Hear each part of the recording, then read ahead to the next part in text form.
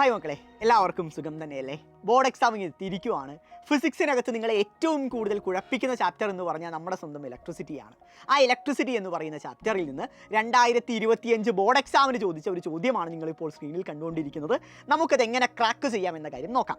ആദ്യം ചോദ്യം ഒന്ന് മനസ്സിരുത്തി വായിക്കുക. A piece of wire of resistance R, ഒരു വയറുണ്ട്, ആ വയറിൻ്റെ റെസിസ്റ്റൻസ് ക്യാപിറ്റൽ ആർ ആണ്. Is cut lengthwise into 3 identical parts. ആ വയറിനെ നമ്മൾ 3 കഷ്ണങ്ങളാക്കി മാറ്റി. These parts are then connected in parallel.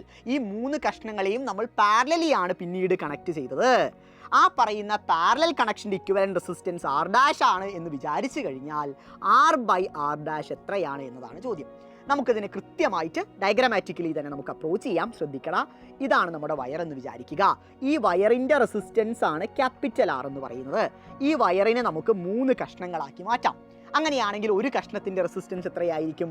ഒരു സംശയവും നിങ്ങൾക്ക് ഉണ്ടാവില്ല, R/3 ആണ്. കാരണം 3 കഷ്ണങ്ങളും R/3 വീതമായിരിക്കും ഉണ്ടാവുക. ഈ R/3 റെസിസ്റ്റൻസ് ഉള്ള 3 കഷ്ണങ്ങളെയും പിന്നീട് നമ്മൾ എങ്ങനെയാണ് കണക്ട് ചെയ്യുന്നതെന്നാണ് പറയുന്നത്?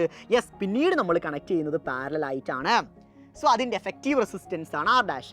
മക്കളെ, നമുക്ക് എല്ലാവർക്കും അറിയാം 3 റെസിസ്റ്റേഴ്സ് പാരലലി കണക്ട് ചെയ്യുന്ന സാഹചര്യത്തിലുള്ള എഫക്റ്റീവ് റെസിസ്റ്റൻസിൻ്റെ ഇക്വേഷൻ എന്താണ്? ഇവ 3ഉം ഐഡൻറ്റിക്കൽ റെസിസ്റ്റേഴ്സ് ആണ്.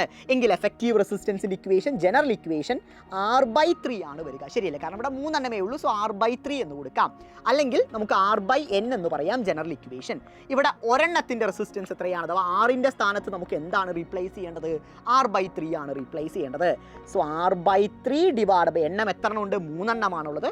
സോ R/3 ഡിവൈഡഡ് ബൈ 3 എന്ന് വരും, which is equal to R/9. So നമ്മുടെ എഫക്റ്റീവ് റെസിസ്റ്റൻസ് ആർ ഡാഷ് എത്രയാണെന്നാണ് കിട്ടിയത്? R/9 ആണെന്നാണ് കിട്ടിയത്. നമുക്കിവിടെ കണ്ടുപിടിക്കേണ്ടത് എഫക്റ്റീവ് റെസിസ്റ്റൻസ് അല്ല, ഈ റേഷ്യോ ആണ് കണ്ടുപിടിക്കുന്നത്. That is R divided by R dash ആണ് കണ്ടുപിടിക്കേണ്ടത്. സോ നമുക്കറിയാം R/R dash is equal to R divided by R/9 എന്ന് വരും. റെസിപ്രോക്കൽ എടുത്ത് മൾട്ടിപ്ലൈ ചെയ്യുമ്പോൾ R ഇൻറ്റു 9/R എന്ന് വരും. സോ 6ഉം 6ഉം ക്യാൻസൽ ചെയ്ത ഉത്തരം എത്രയാണടാ കിട്ടുക? 9 ആണ് കിട്ടുക, അല്ലെങ്കിൽ 9:1 ആണ് കിട്ടുക. ഓപ്ഷനകത്ത് 9 എന്നുണ്ട്. So option D is the right answer. Question കൃത്യമായി തന്നെ മനസ്സിലാക്കാൻ സാധിച്ചു എന്നാണ് എൻ്റെ വിശ്വാസം. അടിപൊളിയായിട്ട് പഠിക്കാം.